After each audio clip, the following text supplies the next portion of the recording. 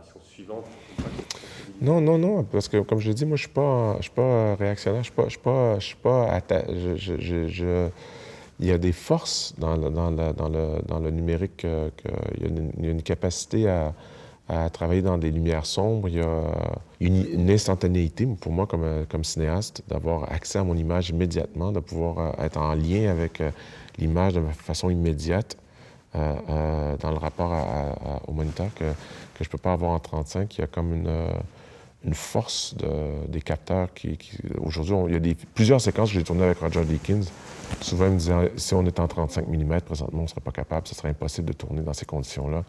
Il y a des avantages impressionnants. Et honnêtement, quand on projette 2049 sur un écran IMAX, la définition, ce rapport à l'immersion est d'une puissance incroyable, là, parce qu'il y a comme la définition numérique a dépassé le 35 pour ça, pour moi, de loin. Mais l'organique de l'image, cette espèce de ce glissement dont je parle, ça, par exemple, qui est plus proche d'une sensation de rêve, je pense qu'il n'a pas dans le numérique. Non. J'étais plutôt déprimé, il me restait 45 $ à la banque, j'avais pas de travail. Ouais. J'ai décidé de faire une petite sieste en souper, puis ma femme m'a réveillé vers 5h30 pour me dire il y a quelqu'un qui t'appelle d'Ottawa.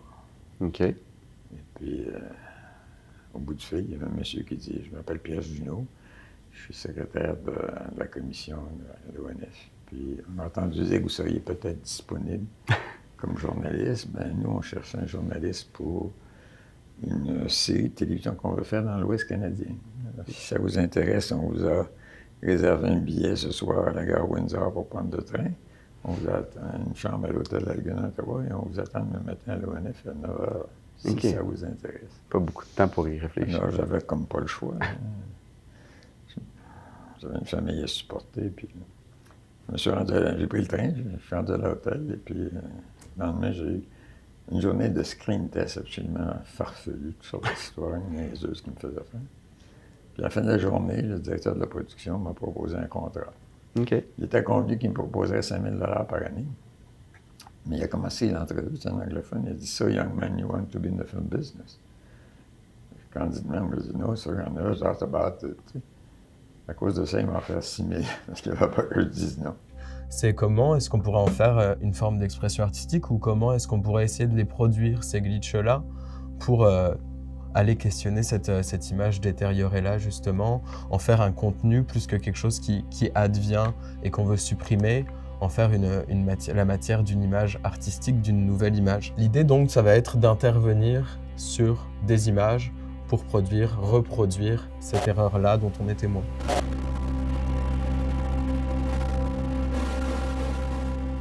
Ce que je peux faire, c'est ici avec X-Editor, qui va visualiser les images sous forme de données texte, mais avec une forme d'organisation. J'ouvre mon extrait, je vais venir intervenir, interchanger, copier des lignes, produire différentes erreurs, créer de nouveaux artefacts à partir d'une modification qui, encore une fois, est textuelle. Tout le temps qu'on a fait des transferts de dailies pour Aviator, c'était la correction couleur.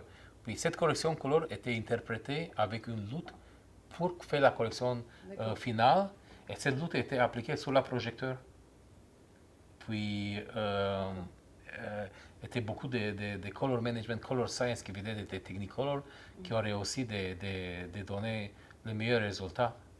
Alors, qu'est-ce qu'on a fait ici comme daily transfer? C'était un broad stroke, painting stroke, une direction, puis le reste c'était fini. Mais la question du rendu Technicolor était déjà présente dans les discussions? De quoi, excuse-moi? La question du rendu propre au film Technicolor des années 30. Ah oui, ça fait partie depuis le début. La première rencontre avec Bob Richardson, c'était, il savait exactement, c'est les deux strips Technicolor, puis pour cette partie-là, à la début, de Howard Hughes, puis après ça, on switch cette partie, encore color script, 3 strips Technicolor, puis on avait deux sortes différentes, British et North American Way. « 20